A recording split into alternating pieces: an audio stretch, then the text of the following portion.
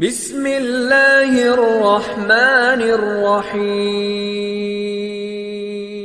یہ اللہ کا قرآن کہہ رہا والذین آمنوا وما یخدعون الا انفسهم۔ یہ سمجھ لیا میں نے ایمان والے کو دھوکہ دے دیا، مومن کبھی دھوکہ نہیں کھایا کرتا۔ تو نے کیسے سمجھ لیا کہ مومن ہو اور میری تائید، میری مدد تیرے ساتھ ہٹ جائے؟ میری مدد تو اس وقت تیرا ساتھ چھوڑ دیتی ہے جب ایمان تیرے اندر سے نکل جاتا ہے۔ میری مدد کے لیے ایمان شرط ہے، کپڑا شرط نہیں ہے، کاٹن شرط نہیں ہے، بوس کی شرط نہیں ہے، اونچا مکان شرط نہیں ہے، اونچی دکان شرط نہیں ہے، اعلیٰ عہدہ شرط نہیں ہے، اعلیٰ خاندان شرط نہیں ہے۔ دیکھ میری مدد کب آئی؟ بدر میں 313 کھڑے تھے، سواری کی قلت تھی، طعام کی قلت تھی، حتیٰ میں پیر میں جوتا نہیں تھا، لیکن ان کے اندر ایمان ایسے چمک رہا تھا جیسے زمین والوں کے لیے 14ویں کا چاند چمکتا ہے۔ مجھے میری کبریائی کی قسم ہے، میں نے ان کی مدد کے لیے آسمان سے فرشتوں کا سردار بھیج دیا تھا۔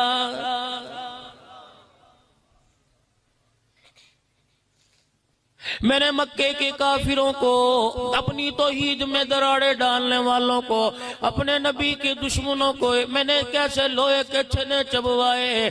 اللہ غنی، آج کی آسیہ ملعونہ میرے نزدیک کیا حیثیت رکھتی ہے؟ چاہوں تو ایک پل ایک جھٹکے کے اندر نیست و نبود کر کے رکھ دوں۔ مومنوں میں تو تمہارے ایمان کو پرکھ رہا ہوں۔ تمہارے لیے مال و متاع عزیز ہے کہ آمنہ کا لال تمہیں زیادہ عزیز ہے۔ پھانسی دینا تیرے اختیار میں نہیں ہے، قانون کے اندر ترمیم کرنا تیری اختیار میں نہیں ہے، نظر ثانی کرنا تیری اختیار میں نہیں، روزہ رکھنا تو تیرے اختیار میں تھا، آنسو بہانا تیرے اختیار میں تھا، ایک وقت کی روٹی چھوڑ دینا تیرے اختیار میں تھا، تنہائی میں جا کے بیٹھ جانا تیرے اختیار میں تھا۔ آج 5 دن ہو گئے فیصلے کو آئے ہوئے، رب ذوالجلال کی قسم ہے تجھے شرم نہ آئی؟ زہرا کی چادر تڑپ گئی، صدیق روزے میں آنسوؤں کے ساتھ رونے لگ گیا، عمر کے کلیجے پہ باہر آ گیا۔ او مومن تیرے ایک وقت کے کھانے میں فرق نہ آئی۔ رب کریم کہتا ہے میں کیسے مان جاؤں کہ تو ایمان والا ہے؟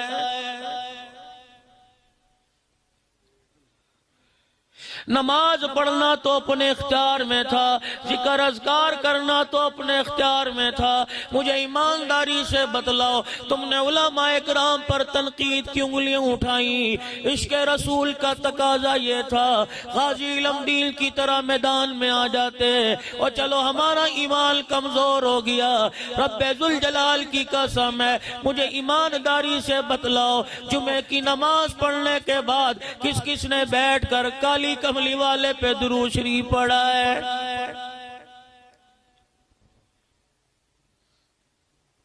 والذین آمنوا، دھوکہ دینے والے کیا سمجھ رہے ہیں؟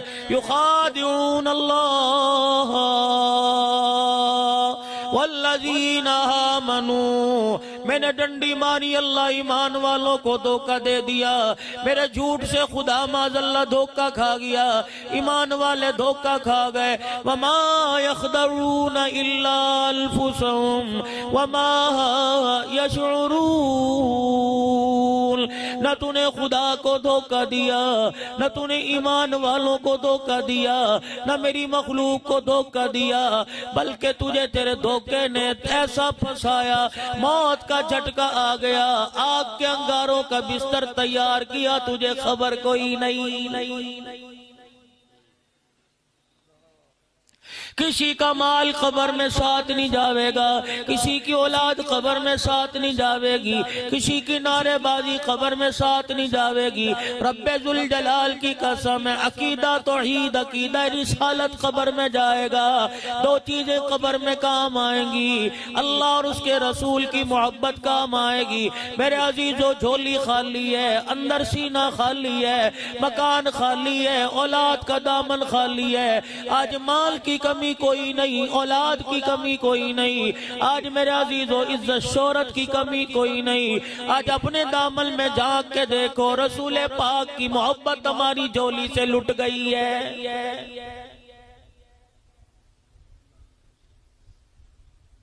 اس امت کا والی وارث کوئی نہیں ہے، امت یتیم ہو گئی۔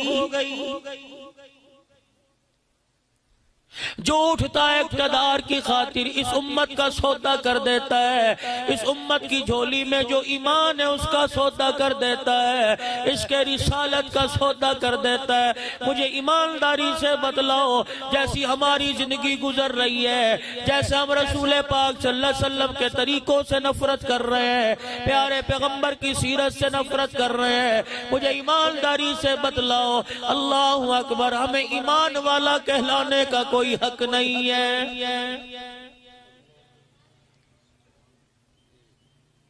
کہاں سے لاؤں مو ایمان؟ حضرت زرار رضی اللہ تعالیٰ عنہ اپنی سواری پر جا رہے، دشمن پیچھے لگ گیا، صبح سے لے کر شام تک گھوڑے پر بھاگ رہے ہیں، گھوڑے کو بھگا رہے ہیں، گھوڑے پر سوار ہیں، شام ہو گئی، گھوڑا تھک گیا، دشمنوں کے آگے اپنے گھٹنوں کو ٹیک دیا، نبی کے غلام نے ایڑ لگائی، کھینچا، رسی کھینچی، لگام کھینچی، لیکن گھوڑا کھڑا نہ ہوا۔ سمجھ گئے کہ گھوڑا میرا تھک چکا ہے، سواری سے نیچے اترے، اپنے گھوڑے کا کان مروڑا اور اس کے کان میں کہنے لگے، اگر تو اٹھ کے چلا کوئی نہیں اور میں نبی کے غلام کو دشمنوں میں تُونے پھنسا دیا، رب ذوالجلال کی قسم ہے، میں آقا نامدار سے جب ملوں گا میں تیری شکایت کروں گا۔ اتنا سننا تھا، گھوڑا اپنے پیروں پہ کھڑا ہوا، چھلانگ لگائی، دشمنوں سے اوپر چھلانگ لگائی، پار دشمنوں سے ہو کر ایک جگہ جا کر حضرت زرار رضی اللہ تعالیٰ عنہ کو کھڑا کر دیا۔ 1400 سال پہلے اور لوگوں ایک گھوڑے کو غیرت آ گئی، کلمہ پڑھنے والے کو آج تک غیرت نہیں آئی ہے۔ کوئی تو ایسا عمل تیری میری جھولی میں ہو، کوئی تو ایسا کام تیری میری جھولی میں ہو کہ قیامت کے دن اللہ کے دربار میں کھڑا ہو کے کہہ سکو کہ اللہ کریم میں بھی تیرے نبی کا امتی ہوں۔ 9 سال پہلے آسیہ ملعونہ نے گستاخی کی، اللہ اکبر، پورا پاکستان سزا دینے کے در پہ ہے، پوری دنیا کے اندر ہنگامہ ہے، عرب کے اندر بھی دعا ہو رہی ہے، ایشیا کی ممالک میں دعا ہو رہی ہے، چنیوٹ کی مساجد میں بھی دعا ہوئی ہے، جمعے کی نماز کے بعد بھی ریلیاں نکلی ہیں، مرد آباد کے نعرے لگے ہیں، آسیہ ملعونہ کو پھانسی دینے کے نعرے لگے۔ اس نے کیا کیا؟ اماں خدیجہ کی شان میں گستاخی کی، آقا نامدار صلی اللہ تعالیٰ علیہ وسلم کی نبوت والی چادر پہ انگلی اٹھائی، اس نے ایک مرتبہ گستاخی کی، 9 سال ہو گئے، مرد آباد کے نعرے لگ رہے ہیں۔ اپنے گریبان میں ہم جھانک کے دیکھیں، 24 گھنٹے میں کون سا وقت ہے کہ حضور کی شان میں گستاخی ہم نہیں کر رہے، ہم پھر بھی اپنے آپ کو زندہ باد کہلا رہے ہیں۔